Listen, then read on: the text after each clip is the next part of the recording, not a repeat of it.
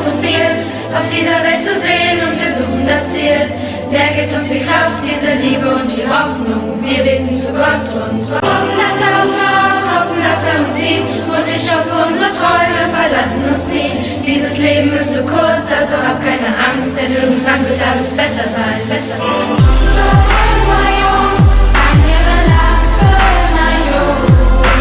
Du musst dich an die schöne Zeit erinnern, denn nichts ist für immer. Für immer jung, ein Leben lang für immer jung.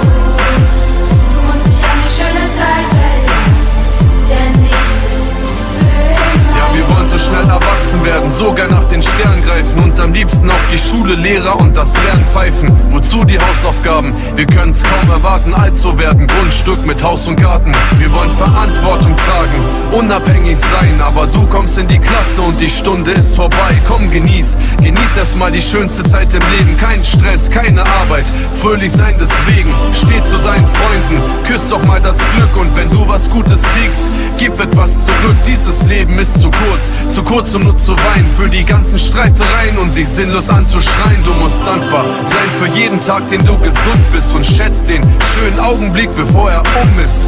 Wir leben nur in der Erinnerung, halt sie fest und du bleibst für immer jung, immer jung.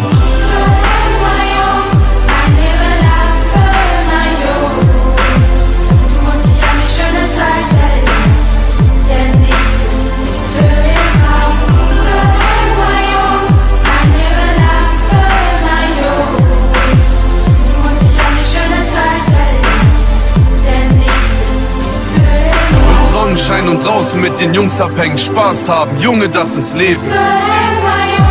Barbecue im Garten mit Familie und den Freunden, doch die Zeit bleibt nicht stehen. Mit nem Lächeln aufstehen und Danke sagen, heute ist ein wundervoller Tag. Mama in die Augen gucken, du warst für mich da.